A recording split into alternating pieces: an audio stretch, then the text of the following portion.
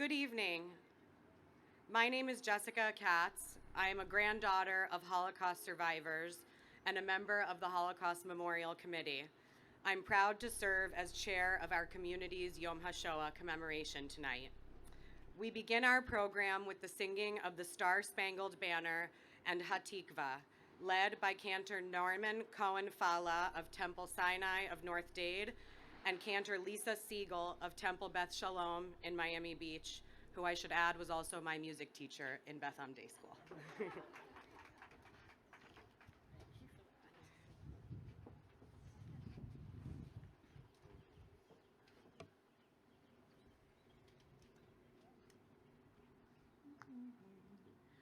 Oh, say, can you see by the dawn's early light what so proudly we hailed at the twilight's last gleaming, whose broad stripes and bright stars through the perilous fight o'er the ramparts we watched were so gallantly streaming, and the rocket's red glare, their bombs bursting in air, gave proof through the night that our flag was still there.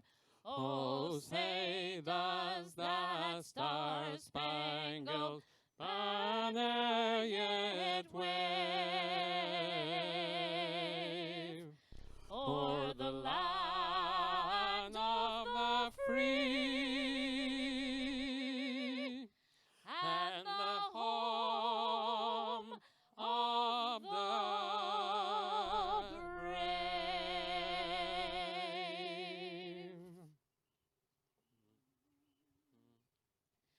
Kol baleva peniba nefesh Yehudi homia ulfate Mizrach kadima ayin letzion Sophia.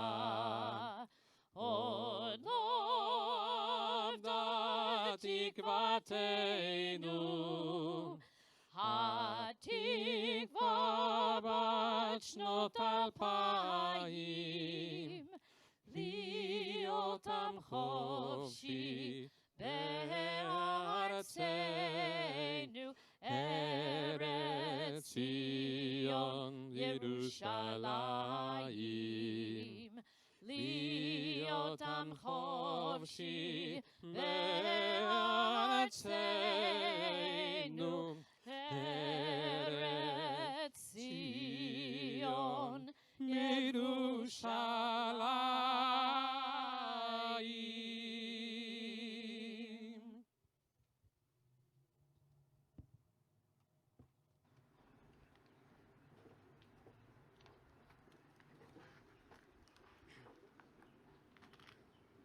Thank you, Cantors. We are grateful to all who are joining us tonight in person, thrilling, at the Holocaust Memorial Miami Beach, and also to the hundreds of you who are participating via the internet live stream in your homes. I would like to take a moment to acknowledge the presence of a number of distinguished community leaders who are here with us to observe Holocaust Remembrance Day. Congresswoman Frederica Wilson, Florida Lieutenant Governor Jeanette M. Nunez, State Senator Jason Pizzo, State Senator Chevron Jones, State Representative Michael Grieco, State Representative David Barrero, State Representative Dr. James Bush III, Miami-Dade Mayor Daniela Levine Cava, Miami-Dade Commissioner Eileen Higgins, Miami-Dade Commissioner Sally Heyman, Miami Beach Mayor Dan Gelber, Commissioner Joe Carroyo, Miami Beach Commissioner David Richardson, Miami Beach Commissioner Alex J. Fernandez, Miami Beach Commissioner Stephen Miner, the Consul General for the Consulate of Japan in Miami, Kazuhiro Nakai, Deputy Consul General of France in Miami, Rebecca Bourjan, Deputy Consul General of Israel in Miami, Michael Drikez, and Federation President and Chief Executive Officer, Jacob Solomon. Also joining us this evening are representatives of Congresswoman Debbie Wasserman Schultz and Congresswoman Maria Elvira Salazar. I would also like to recognize an individual whose time, energy, and commitment have a lasting impact on the programs of the Holocaust Memorial, our Yom HaShoah Chair Emeritus, Wendy Rothfield, who is joining me on stage tonight. Now, it is my pleasure to introduce my father, Ezra Katz, a founder of this Holocaust Memorial, Miami Beach, and a past president of the Greater Miami Jewish Federation.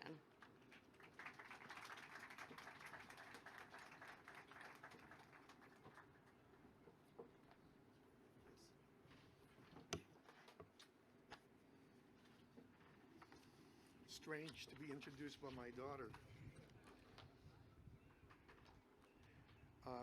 I'm actually very proud to be introduced by my amazing daughter, who's taken over the mantle of leadership of the Holocaust Memorial and honoring my family's tragic history as a grandchild of survivors. I can still vividly remember the date, February 4th, 1990, when our community and survivors and their families attended the dedication of the Holocaust Memorial, of this Holocaust Memorial. Elie Wiesel was the keynote speaker, and Norman Brayman delivered the welcome address on behalf of the community and the founding members. We gathered here every year thereafter to remind all of us of who we are and mourn an unfathomable tragedy, the slaughter of 6 million Jewish men, women, and children, including, I might add, 88 members of my family, at the hands of the Nazis and their collaborators. You know, today's headlines, newscasts, and internet postings remind us that anti-Semites, Israel haters, and genocidal events remain a tragic reality. Many camouflage their anti-Semitism by denouncing Zionism. However, don't be fooled by their real intentions, namely to vilify Jews. The war in Ukraine is evidence that crimes against humanity persist. Yet, the Shoah differs from other murderous tragedies because it was not motivated by the usual nationalist desires for conquest of territory or dominance of ideology, heinous as those motivations for war may be. The victims of the Holocaust were targeted in a senseless and fanatical campaign to eliminate the Jewish people from the face of the earth. The Nazis developed an organized killing machine to pursue their deadly mission of eliminating all Jews. The testimony of Holocaust survivors verifies the unprecedented homicidal fervor perpetrated in the death camps, the ghettos, and Jewish shtetls across Europe. We gather today to mourn the martyrs of the Shoah, to comfort our survivors, and to remind the world that the passage of time will never heal our collective sense of sorrow and loss. This Holocaust Memorial is a landmark in our community and is known around the world. Thousands of visitors come to the site each year and gain new understanding of the Holocaust. Many children from our public schools and Jewish day schools gain firsthand educational experience via classes and lectures at the memorial. The Holocaust Memorial also serves as a gathering place for Holocaust survivors living in South Florida, many of whom serve or served as docents, and enhance our educational programs by sharing their personal stories. Our survivors continue to have a profound influence on everything we do, and they have earned our love and deepest respect.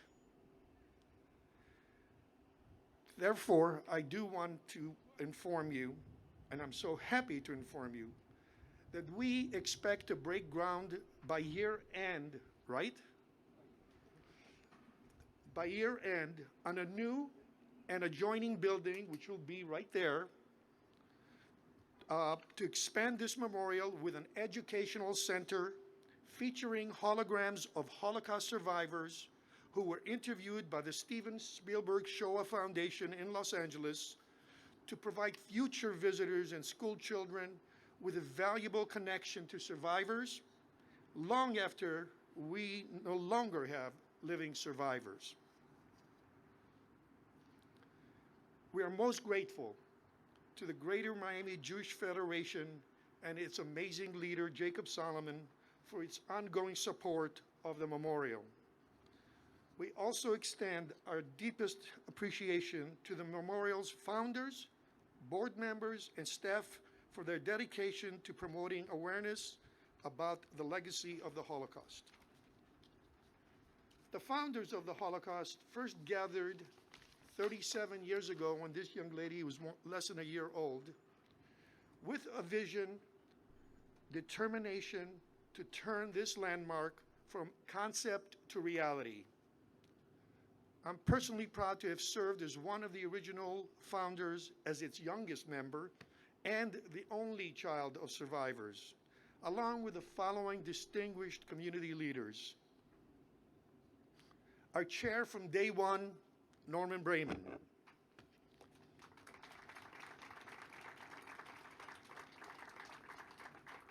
David Schechter, a Holocaust survivor.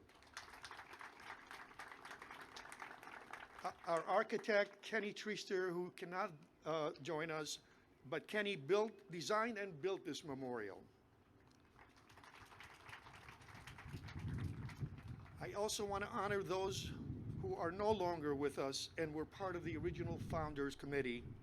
Jack Chester, Dr. Helen Fagan, George Goldblum, Selig Golan, Abe Resnick, Rabbi Solomon Schiff, and Harry Smith, all of blessed memory.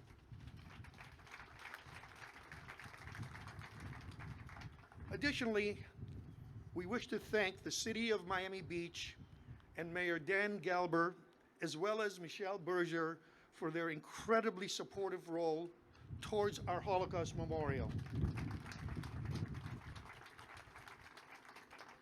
We will hear from Mayor Galber in just a moment, but first, it is my honor and privilege to welcome our dear friend and amazing Mayor of Miami-Dade County, Daniela Levine Cava.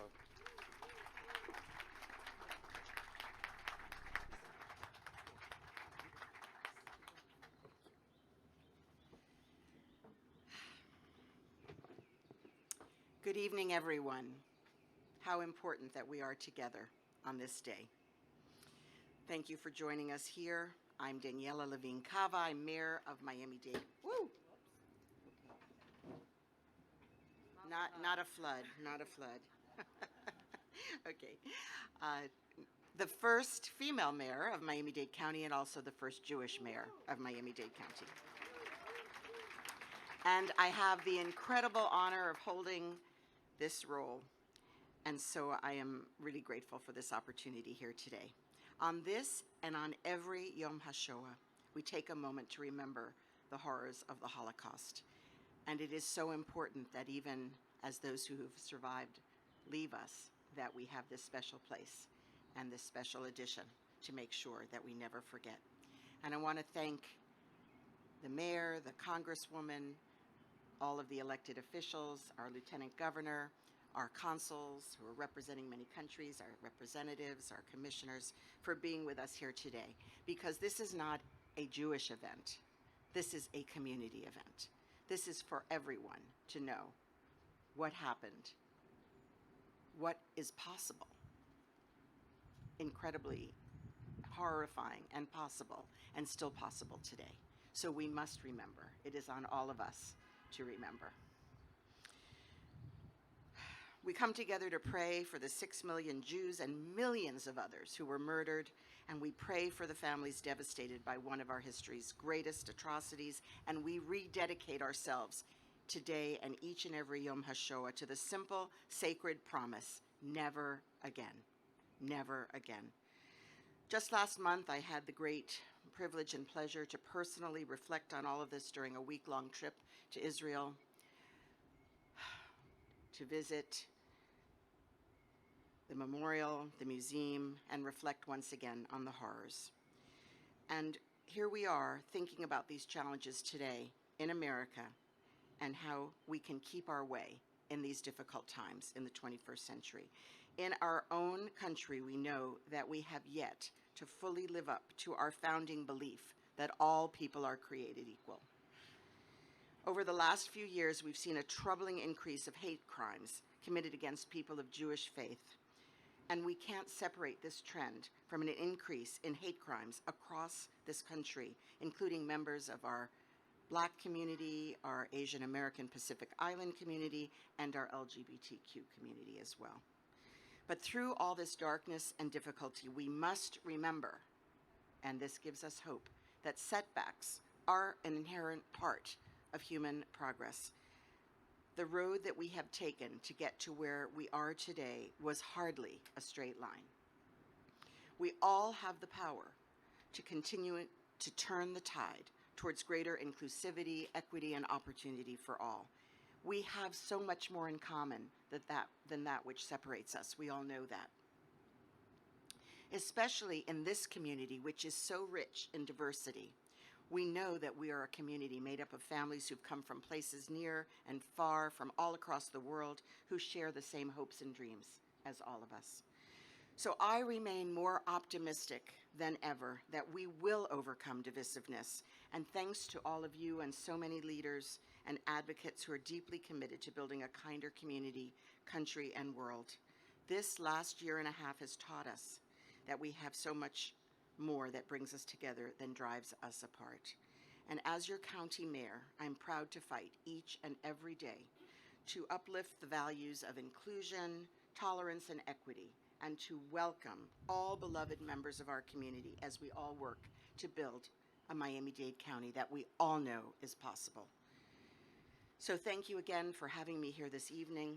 It is with great pleasure and pride that I get to introduce my dear friend, a wonderful leader, Dan Gelber. Thank you.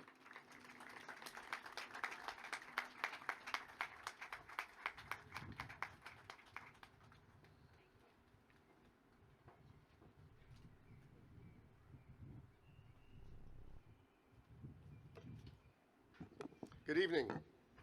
I'm Dan Gelber, and I am a Zionist. So for those of you who are new to this specific place in our city, you need to know it is the most important place in our city. Many of you are here often, but for those of you that don't know, it sits at 1933 Meridian Avenue and 1945 Meridian Avenue. These are the two parcels that it sits on. 1933 in January, when Adolf Hitler was appointed Chancellor of Germany and began those horrible years, and 1945 when it ended. And that is what we have here, the most important place in our city. No other space is as important as this space. You know, I think about this all the time, and my window overlooks it. And, you know, we had a vote to expand this memorial last November. It passed with 70% of the vote. Everybody was very happy about that. I sort of thought to myself, how did it get, who are the 30% who just sort of felt like they have had enough of the Holocaust and talking about it and thinking about it? We put on the same ballot the expansion of the Smith and Walensky lease because it's on city land. It got 71%. So it just tells you, and people think about this place and they wonder, perhaps some do, why we're still thinking about this. A couple months ago, in my city, about 500, maybe 1,000 residents woke up to leaflets, anti-Semitic propaganda, on their doorsteps from a group that's doing it across the country. Just last week, we had to throw out of here somebody who came with signs protesting and with that horrible anti-Semitic behavior themselves, right in this memorial. And on Friday, just a few days ago, perhaps the most selective university in our country, its newspaper, the Harvard Crimson, gave a full-throated endorsement of the BDS movement. So anybody who says the utility of this particular place is no longer vital does not know what they're talking about. So I want to take a moment to thank the Katz family and the Brayman family, because they are, and the Federation, they are leading this expansion. And right now we have to understand how important it is that we do this. So I want to just, Ezra, it's nice of you to thank me, but frankly, I give away other people's money. That's what a mayor does and a commission does. You all have really led this, and I want to thank you on behalf of our residents, on behalf of our community, for understanding that while this is a beautiful place, it needs to have a greater vitality so that people today understand how important it is to hear the words of Alan Hall when they come here and they see what really happened and understand it. So let us all thank the Braymans and the Katz families for all they have done. This really is remarkable. Later this month, right over there, we're going to call this Elie Wiesel Way. We're going to have a special ceremony for that. It's obviously fitting. But I just want everybody to understand something, that our city takes this not simply, it's just not a burden, and it's not even a thank you. It is a privilege for us to be able to host this very special place in our city, to keep it here, to protect it, and to make sure that the messages that come here continue forever. Elie Wiesel said, whoever listens to a survivor becomes a survivor. Whoever listens to the words of somebody who went through the Holocaust has a burden to continue to repeat that for generations to come. We gladly embrace that burden. All of us do. Thank you very much.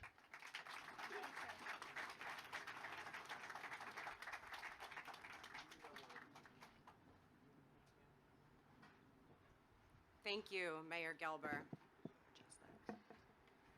Now please welcome Deputy Consul General Mike Drizkes of the Consulate General of Israel in Miami. It's a tough one to be after the two talented mayors, distinguished guests, and especially dear survivors. Shalom. Ghettos, transports, hunger, freezing cold, gas chambers, the annihilation of an entire people. 6 million human beings. How does one even fathom such a tragedy? There is no way the human mind can grasp this number, nor the fact that this number represents actual human beings, men, women, and children, were tortured, raped, murdered by every possible means by the Nazis because they were Jewish. I have been a diplomat for a few years now, but I have always failed in my attempt to explain and describe the Holocaust. The human mind simply can't process this horror, neither the numbers nor the actions. The easiest thing would be to write it off as an anomaly, but it would be too easy, because it disregards the frightening lessons that we have to draw when studying the Holocaust and preserving its memory. Understanding the Holocaust, if it's even possible, must begin with its roots. We can't talk for days about ideology and race, domination, and propaganda.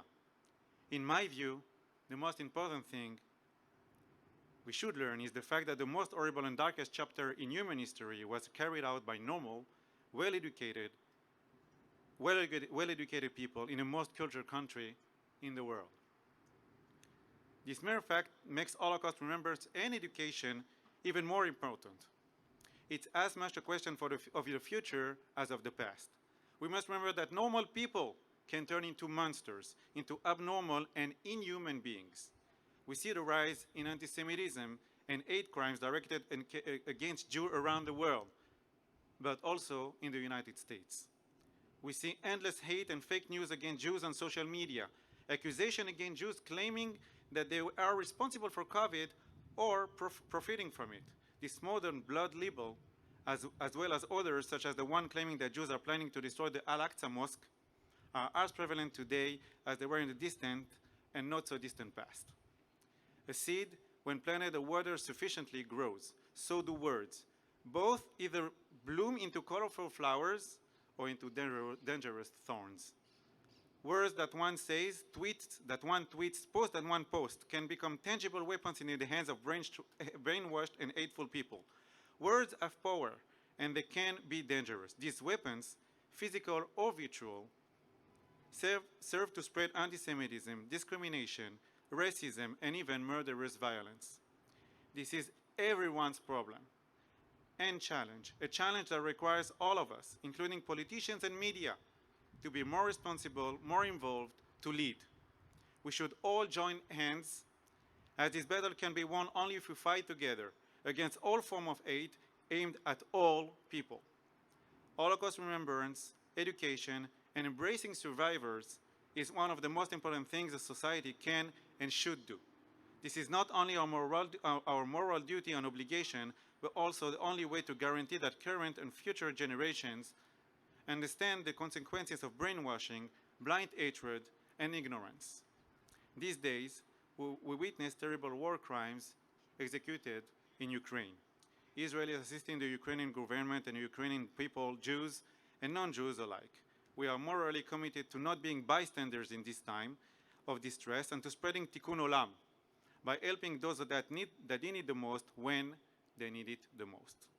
The State of Israel and I personally are committed to the tireless fight against anti-Semitism and to promoting Holocaust remembrance and education. Let's proclaim together, never again. Thank you.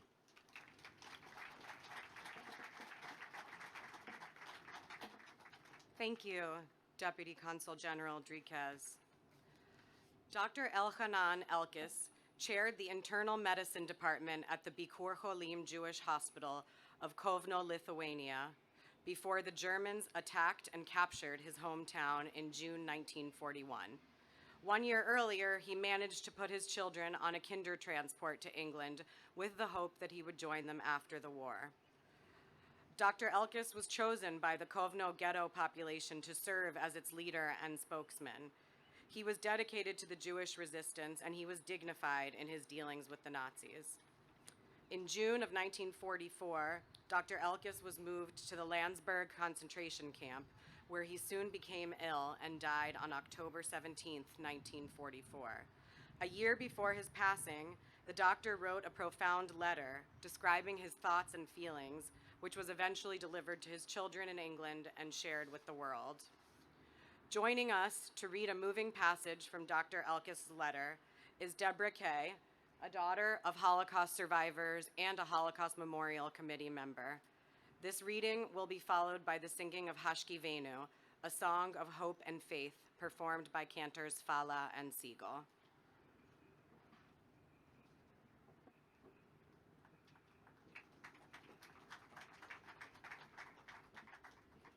Thank you, Jessica. This incredible letter is being shared, translated, and William Pola Ghetto Kovna, my beloved son and daughter. I am writing these lines to you at a time when we have already been here in the vale of tears, in the Kovno ghetto of William Pola for over 2 years. We found out in the next few days our fate will be decided. The ghetto that we're in will be cut and shredded to pieces, and only God knows whether we will be destroyed or whether some of us will remain. I've been the head of the ghetto since the day it was founded. Standing straight and tall, I have stood watch, asking not for pity, but always defending honor with faith and confidence in the serenity and justice of our demands. In the most difficult moments of our lives, you, my beloved, have always been on our minds and part of our thoughts. During long and dark nights, your beloved mother sits with me and we both dream about your lives and future. I am very doubtful, my beloved souls, whether I will be privileged to see you again, to hug and squeeze you in my heart. Prior to my departing from the world and from you, my beloved, I wish to say again and again how precious you are to us and how we yearn for you. My beloved Joel, be a loyal son to your people. Try to settle in the land of Israel. The power of faith is great, and it can transfer and move mountains from their place. And do not look either right and left on your path. Go straight before you. Truth, my beloved, should always be a guiding light you and show the path of light. Concerning you, Sarah, my beloved daughter, read carefully the last words that I wrote to Joel. I rely, my loved one, on your clear mind and intellect. Don't live for the moment, and don't ask as you go on your way for blooming flowers. They will wither and droop as fast as they have appeared. A pure life, a noble life, a full life of content is so full of beauty. The two of you should go together throughout life, attached and holding one another. No distance should separate you, and no events of life should come between you. My strength wanes. I feel as if a desolate desert is within me, and my soul is departing. I am naked and empty with no words in my language. But you, my dear beloved, you will have insight and understand what I wished for you and want to tell you at this time. For a moment, I close my eyes and picture the two of you standing before me. I hereby hug and kiss you, and I tell you until my last breath that I am your loving father, Elkanan Elkis. And I am one of the children born in the Landsberg DP camp. Wir seien da.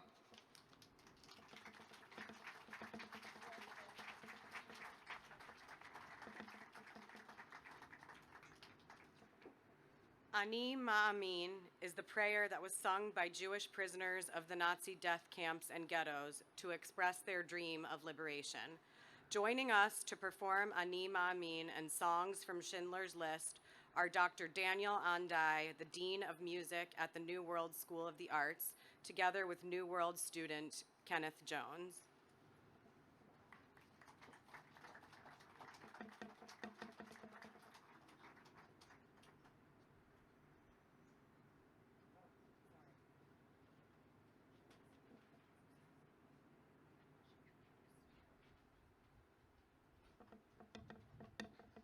Apologies.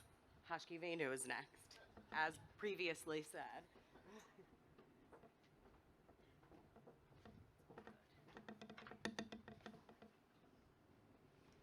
This is a musical setting I wrote last year, the day after the tragedy at Surfside, based on the prayer Hashkivenu, in which we ask God for protection and shelter in times of distress and fear, with the knowledge that life is one and we need to live it to the fullest.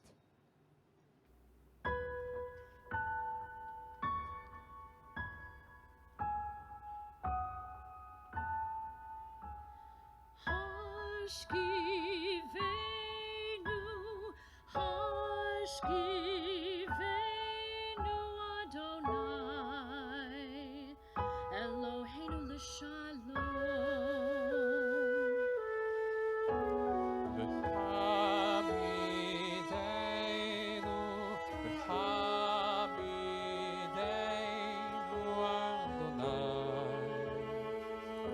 Shomreinu lechaim.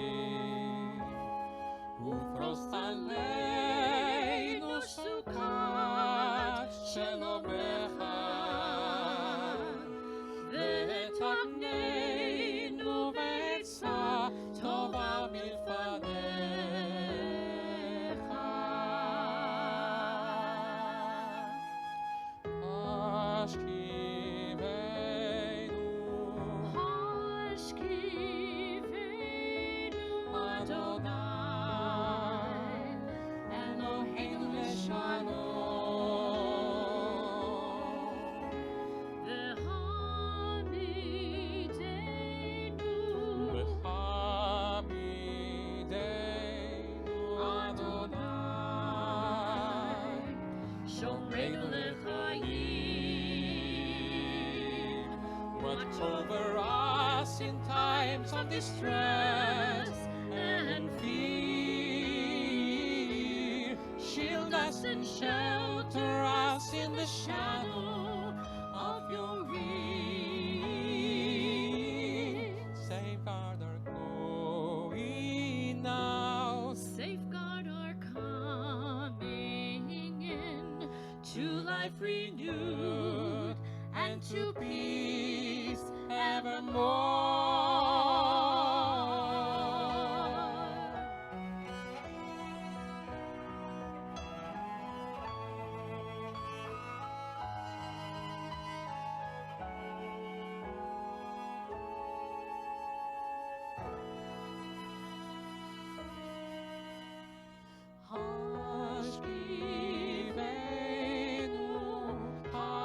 Hashkivenu Adonai, Eloheinu leshalom. V'hamidenu Adonai, Shomreinu l'chaim.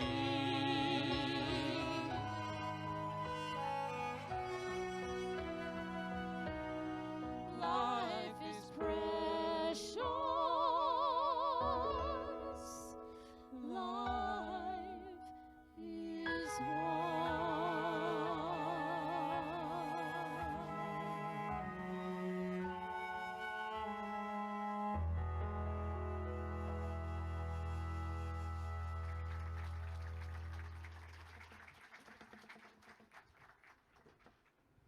Thank you.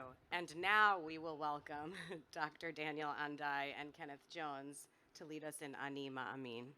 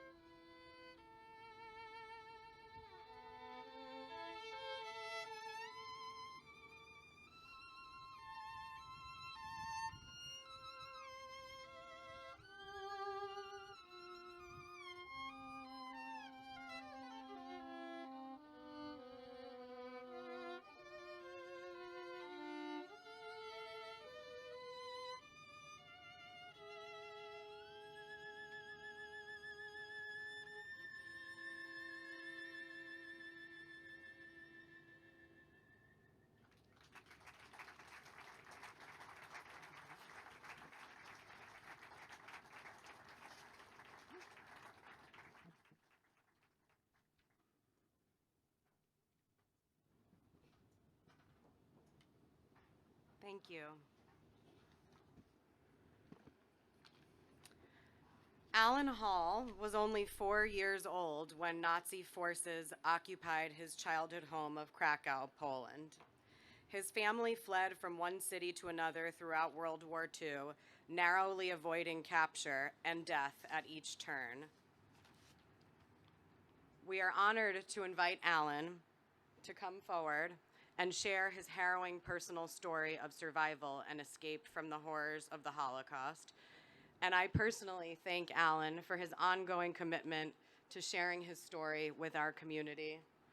On Zoom, in person, I've seen him countless times, and he's amazing, a true gem in our community. All right. You did it.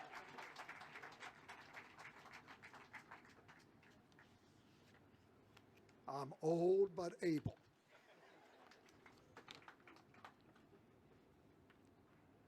Holocaust survivors,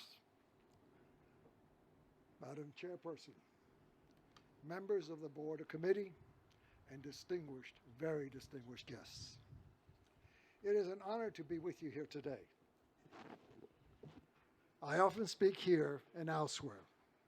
The Holocaust Memorial of Miami Beach is a shrine and a personal memorial to me, for me and for my family. This is the place where we mourn and remember much of my family. In fact, I am the only living or the only survivor of my mother's family.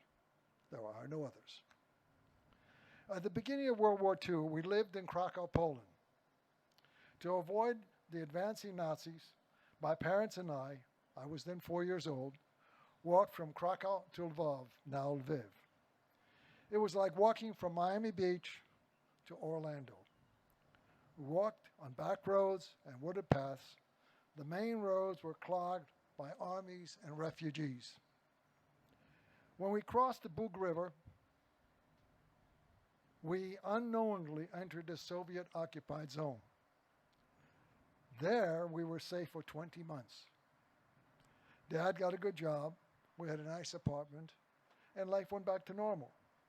In June of 1941, the Nazis attacked, the Soviets retreated, and we were subjected to Nazi rule. We were forced to move into the ghetto. Everything became terrible. There was no food, no safety. Atrocities were occurring on the streets. At first, we hid in the ghetto. During a children's pogrom, a roundup of children, I, then 7 years old, was the first child taken. My father bribed the head Nazi and walked out of the corral where I and many children were kept. I can still see all those children, dozens, perhaps hundreds, and I always will. Mine was one of many Jewish children's roundups. When I told the story to an interviewer of the U.S. Holocaust Memorial Museum in Washington, D.C., I was startled when she said that I am the only known survivor of all those children roundups. Afterwards, we got forged identification papers showing that we were Christians, and we snuck out of the ghetto. We rented rooms and tried to stay invisible. One landlady reported us. My mother and I were picked up by Polish police and were taken to Gestapo headquarters. The Nazis, without looking at us, sent us to the Umschlagplatz. It was the railroad station at the edge of the Warsaw Ghetto, from which the cattle cars filled with Jewish people went to the murder factory known as Treblinka. Each day, 1 to 3 trains went, each loaded with 3,000 to 5,000 people. There in Treblinka, 800,000 people were gassed to death, murdered, within 16 months. There were no survivors. We just missed the last train before the trains were halted for 5 days. and they were halted to bury the mounds of bodies that came from the gas chambers. On the third day at that railway station, I and other active children were taken to an orphanage in a Warsaw ghetto. I survived only because a courageous Polish Christian walked me out of the Warsaw ghetto right under the noses of the Nazi guards. Poland, at that time, before the war, had an educational quota against Jews. Jews represent 10% of the population of Poland, but only 5% could enter higher education. Therefore, my father, the youngest one of 6 children, was educated in Vienna. He was fluent in German and read German newspapers and periodicals. He understood the Nazi threat. To survive, he asked a Christian surgeon to give him a rhinoplasty, a nose job. Jews were not permitted in any hospital. He begged the doctor to do it at his home. The doctor was sympathetic. But he had no anesthesia, no assistant, not even a full array of tools. My dad told him that he could not survive with his Jewish face. He told him that he had a 7-year-old son whose life depended upon him. The surgeon refused. If the surgeon refused, he would always know that a child died because he refused to try to help. My father's anesthesia was half a bottle of vodka, and Dad assisted the surgeon. The rhinoplasty was a cosmetic failure, but my father did not look Jewish. He bleached his hair, and no one guessed that he was Jewish. In fact, he could and did socialize with Nazis. That was how he got to sublet a 2-room suite of offices in a Nazi headquarters building in Warsaw, Poland. Mother and I hid there in a closet for 2 years, while other people were working all around us. In September of 1944, we were forced to go into a bomb shelter, where in an empty coal bin, my brother Andrew was born, weighing less than 2 pounds. Although my mother had no milk because of malnutrition, and there was no other source of milk, my brother Andrew refused to die. He lived on sugared water. He became a successful lawyer here in Miami, and in fact chaired this memorial. His son Adam still continues to serve on the board. I'm often asked, what camp was I in? I could not have survived any selection process in any camp. Only people who looked like they were between 16 years of age and 30 were in good physical condition were selected to survive as slave laborers. The rest were marched directly to gas chambers. In 1947, I came to USA. I was placed in 5th grade. I could not read, I could not write, and I spoke no English. My teachers never gave up on me. They enabled me to succeed, and succeed I did. I think that Holocaust was a lesson to the world, and the world would have learned. But genocide is still being perpetrated in many parts of the world against many people. So are we to give up hope? Are we to accept genocide as a human reality? I say no, definitely not. Israel is a beacon of hope for the future of the Jewish people and for humanity. There is a future, and we shall live it. The Jewish people who have felt most the scourge of the Holocaust can look to the future optimistically. We are no longer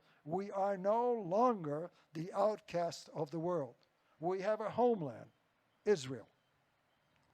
We, the Jewish people, here at the memorial, this day of remembrance, must rededicate ourselves to the task. Never again, not to us, not to anyone. Never, never, never again. Shalom.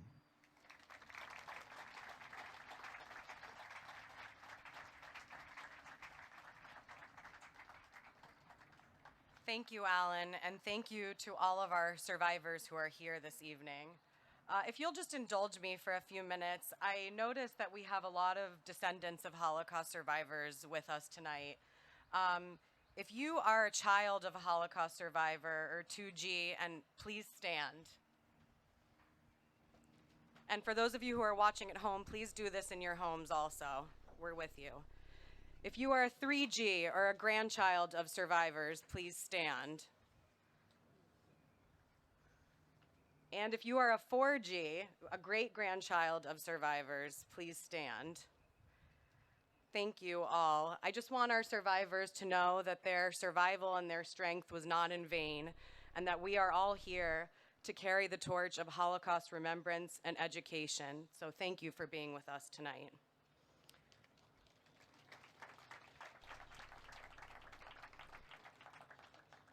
The memory of 6 million victims of the Holocaust remains forever in our hearts and minds, particularly tonight. We will now honor their memory with the ceremonial lighting of 6 candles, one for each million who perished. We invite 6 survivors to come forward and light a candle on behalf of our community. Each survivor will be escorted by a 3G or a grandchild of Holocaust survivors, together with a poetry reading by the Miami March of the Living students.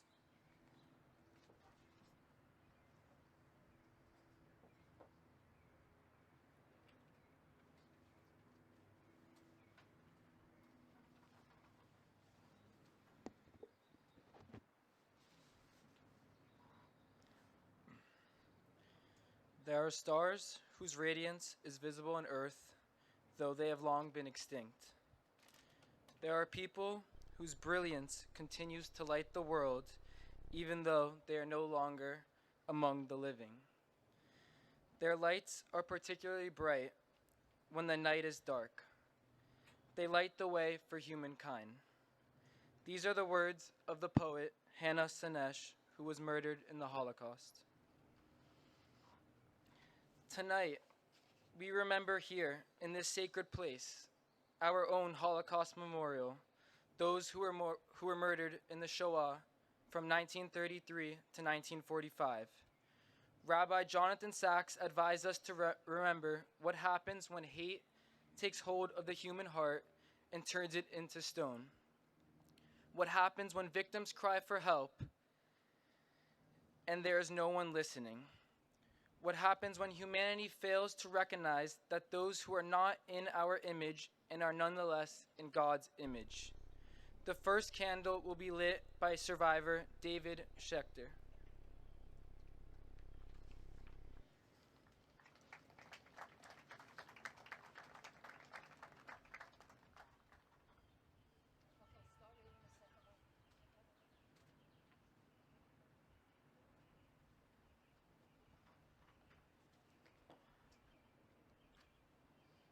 Tonight, we also remember to honor those among us who survived the ghettos, the camps, and the hideouts, who bore witness to what happened. They were persecuted only because they were Jewish. They were targeted as a culture and as a religion. They were told at first, "You cannot live among us," and then, "You cannot live." The second candle will be lit by survivor Laszlo Selly.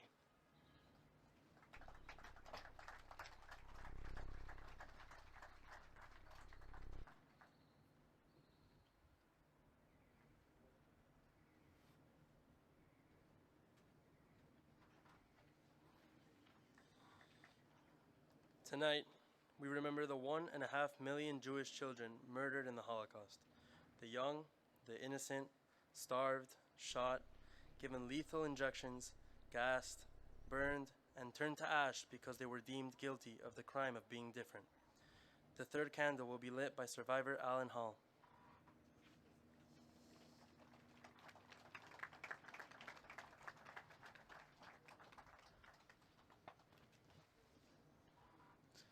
And we remember those who were murdered in the many camps of the Nazi death machine and their collaborators.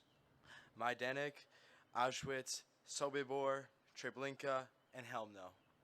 And in the ghettos of Lodz and Kovno, Warsaw, and hundreds of other ghettos. The fourth candle will be lit by survivor Dr. Miriam Klein Kasanoff.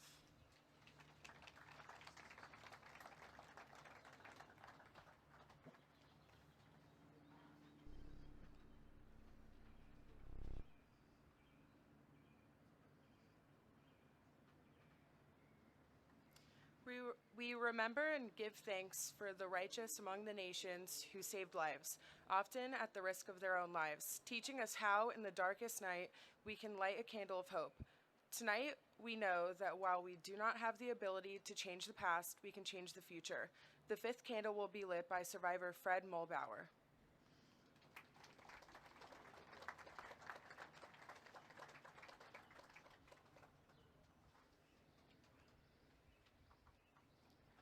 We know that while we cannot bring back the dead back to life, we can ensure their memories live on and that their deaths are not in vain.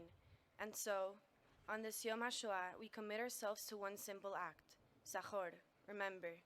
May the souls of the victims be bound in the bond of everlasting life. The sixth candle will be lit by survivor Jack Watskal.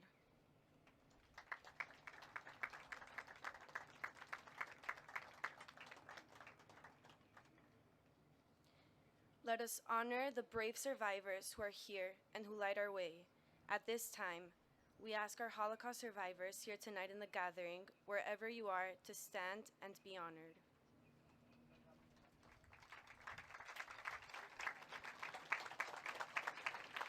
Tonight, we remember.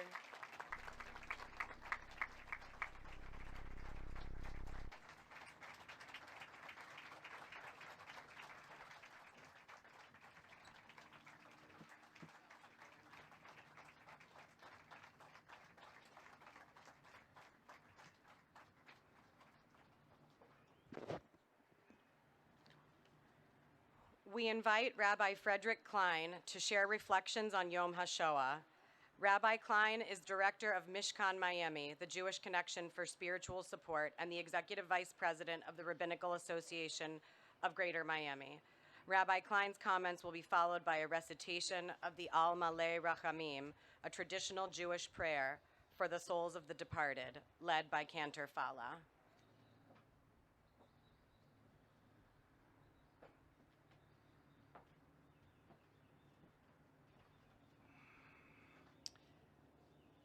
Some of the reflections and comments I'm going to make actually crystallized in the recent events of Colleyville, which in our news cycle seem to have already passed us by.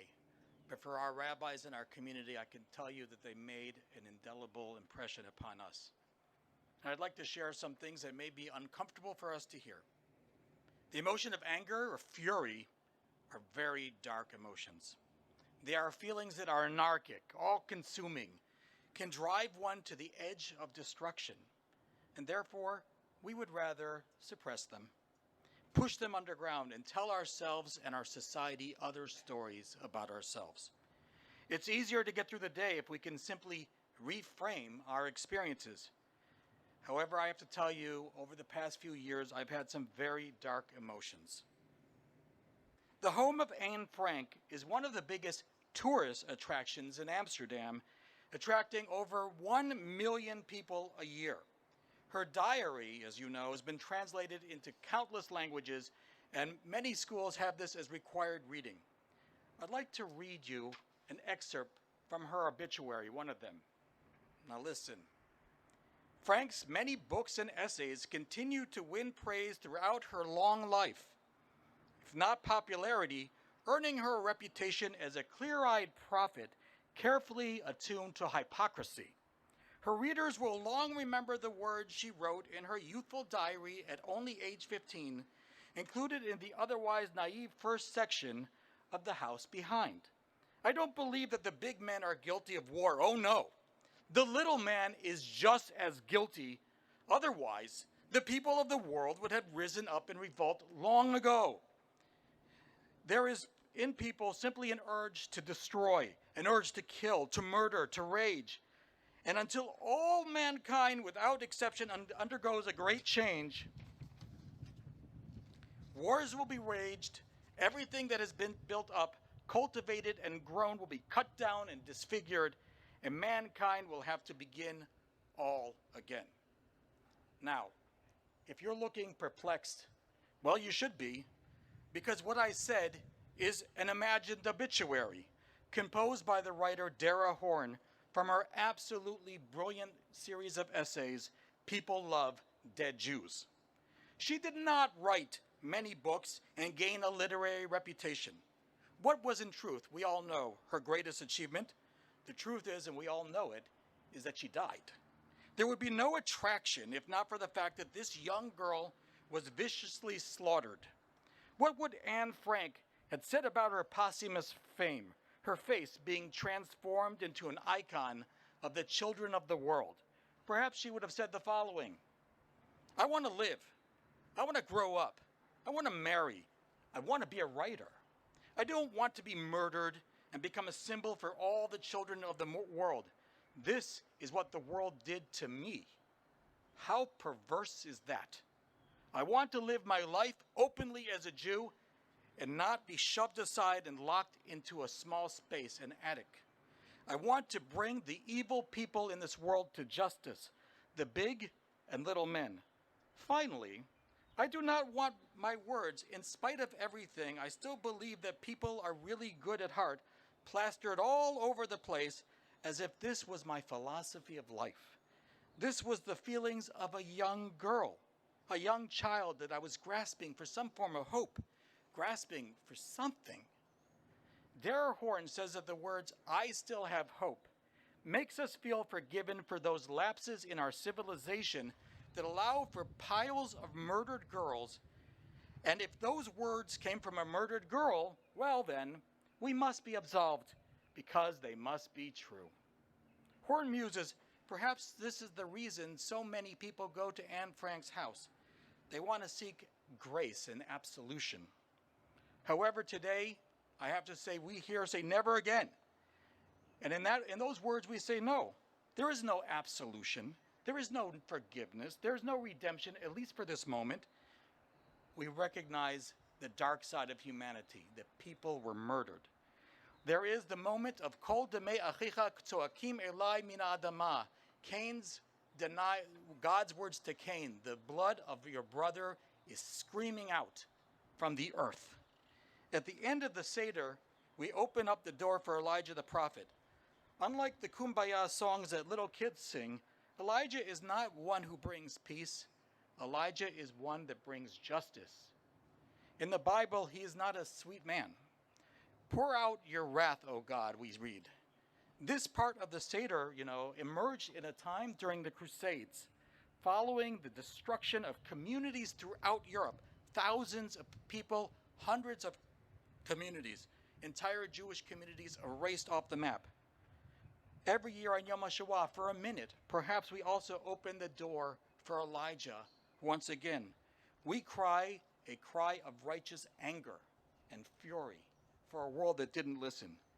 When we ask absolution for our past and as a society pretend that society has changed, we do not deserve grace or forgiveness.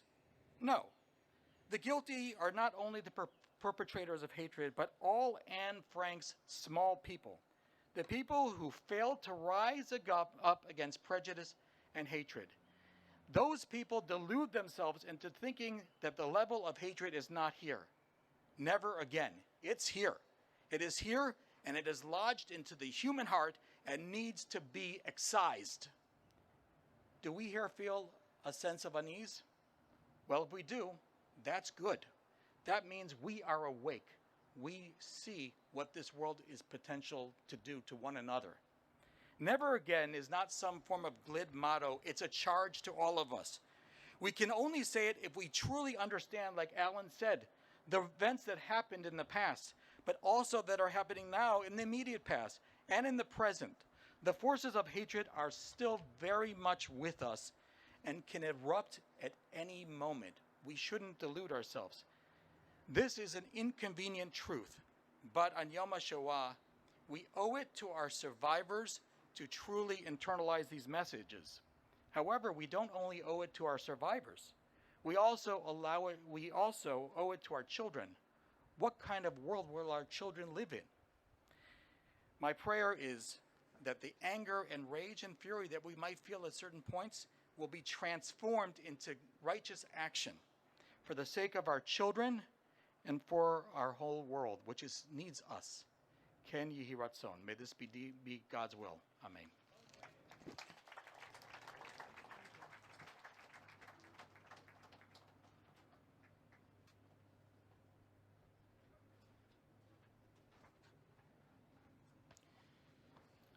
Please rise for the memorial prayer.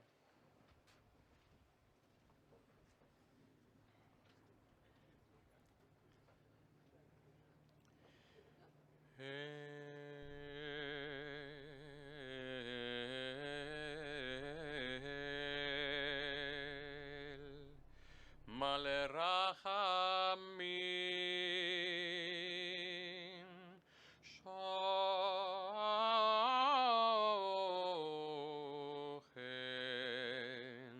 ומרומים,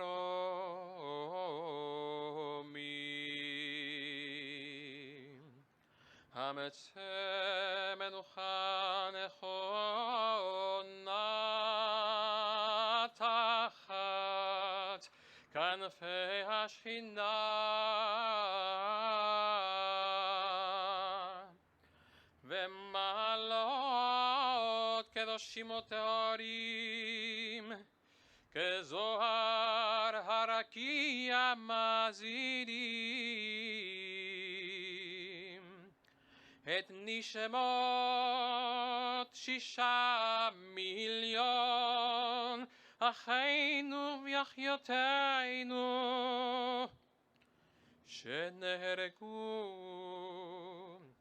שנשחטו, שנשרפו ושנספו על קידוש השם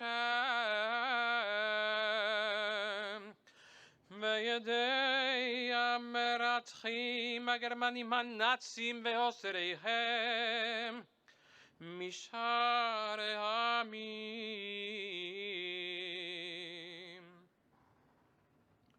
לכן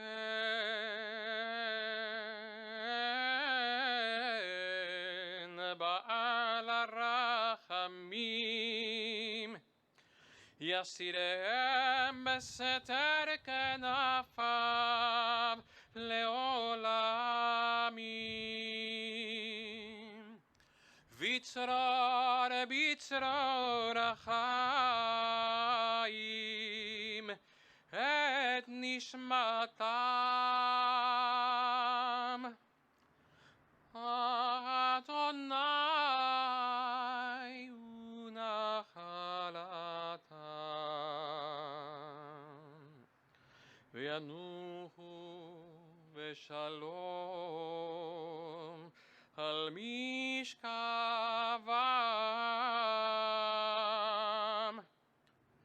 ונאמר אמן.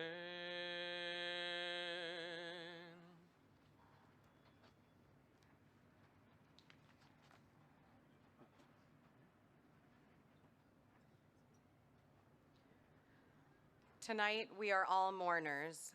Therefore, we invite you to join us in reciting the Mourner's Kaddish, a prayer affirming our faith even in our darkest hours. Cantor Norman Cohen Fala will conclude our program with the singing of the Song of the Partisans, a composition of courage and defiance sung by the Jewish partisans of World War II. Thank you for joining us this evening. May the memory of the 6 million inspire us to build a better, a more just and peaceful world.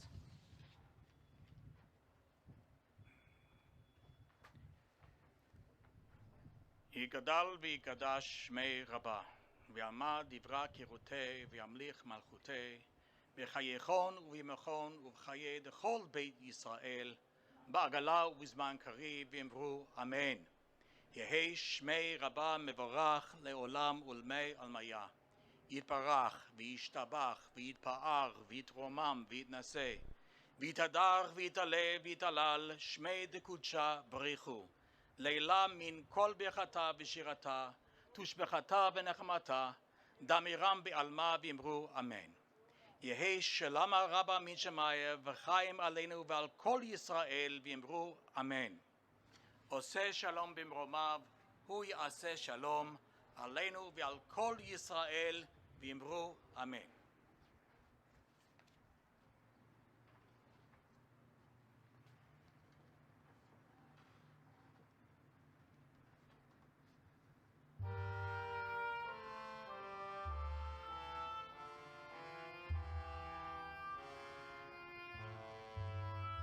Sorg nicht keinmal, als du gehst dem letzten Weg.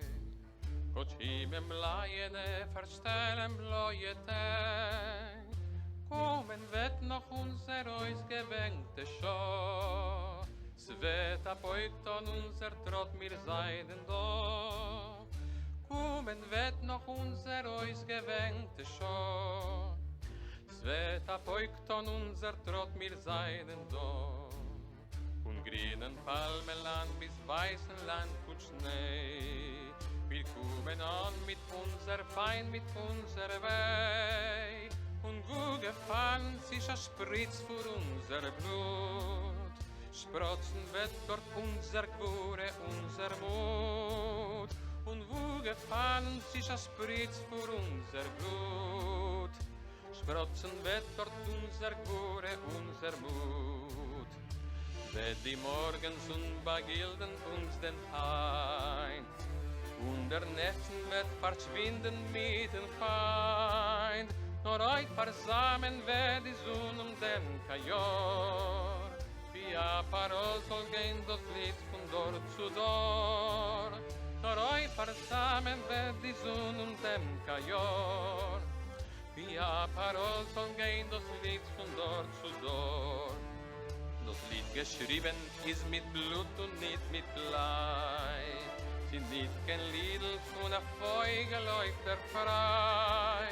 Das hat a Volk zwischen fallen die gewähnt. Das Lied gesunden mit Nagades in die Hand. Das hat a Volk zwischen fallen die gewähnt. Das Lied gesungen mit Nagades in die Hand. So sag nicht heimol, lass du gehst dem letzten Weg. Und ihm im Leiene verstellen bleue Tag. Kommen wird noch unser Eus gewängte Schau. Es wird abbeugt an unser Trott, wir seinen da. Kommen wird noch unser Eus gewängte Schau. Es wird abbeugt an unser Trott, wir seinen da.